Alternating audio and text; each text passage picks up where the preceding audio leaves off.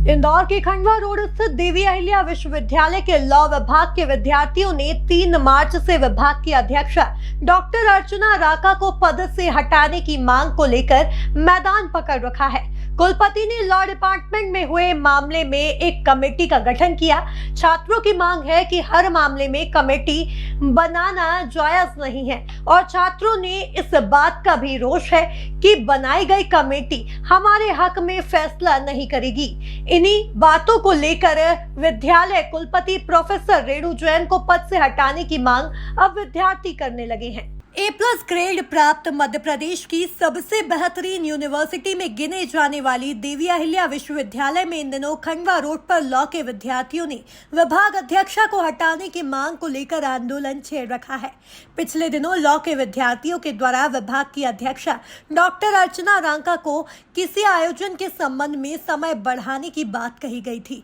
इस पर अर्चना राका द्वारा छात्रों के साथ अभद्रता का प्रयोग करने का आरोप छात्रों द्वारा लगाया गया था।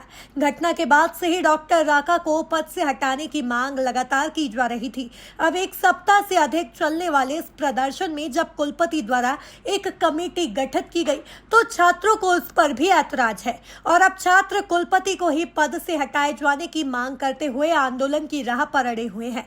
पूरे घटनाक्रम में मीडिया के सामने कुलपति और विभाग से संबंधित कई शिकायतें और आरोप बेधड़क कैमरे के सामने लगाए गए हैं।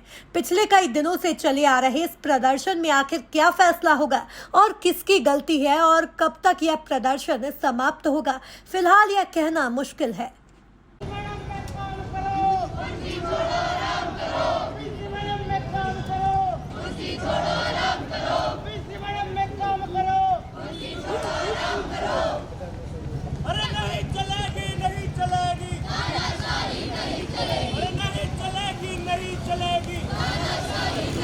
आज का हमारा प्रदर्शन हमारा पूरी तरीके से वीसी मैडम, हमारी जो vice chancellor Renu Jain madam है, उन पे केंद्रित है, क्योंकि ये बात अब हाथ से बाहर निकल चुकी है हमारी। और मैडम, हमारा रांका मैडम की जितनी कंप्लेंट्स हम उनके पास लेके जा चुके हैं, सारी जेन्युइन कंप्लेंट्स है, एक भी उसमें झूठ नहीं है। पर वीसी मैडम उसके खिलाफ कोई एक्शन लेने को तैयार नहीं है। हमको आके कह गई कि कोई बात नहीं, गलती होगी, मैडम को माफ़ कर दो। हमें 20 HOD के सामने बस मैडम ने इतना उनका सोल्यूशन था कि गलती होगी, माफ़ कर दो। हम ज़्यादा जिद पड़े तो मैडम ने बोला कि मैं कमेटी बना दूंगी और चार लोगों की कमेटी का गठन कर दिया। ये हमेशा समितियां क्यों बनाई दी जाती है? कभी भी एक्चुअल रियल एक्शन देखने को कभी भी नहीं मिलता है। मैडम की तरफ से बस एक समिति दे दी जाती है हमारे हाथ में कि आप ये समिति मान लो, ये 4 लोगों का, जिसका कभी कोई निष्कर्ष नहीं आया है, कोई निर्णय नहीं आया है। कोई निर्णय उनका कभी ऐसा होता ही नहीं कि बायस ना हो, हमेशा उनका यूनिवर्सिटी की तरफ ही झुकाव रहता है। हमारी बच्चों का जैसे पक्ष लेने के लिए आज कोई भी खड़ा ही नहीं है। हम चिल्ला के रोड पे खड़े हैं, 4 दिन से हम लोग यहाँ बैठे हैं, हमारी कोई बात सुनने नहीं आया। वीसी मैडम आई, हमको बोली सॉरी ले लो, सॉरी नहीं लिया तो हमको कमेटी हाथ में थमा के चली गई।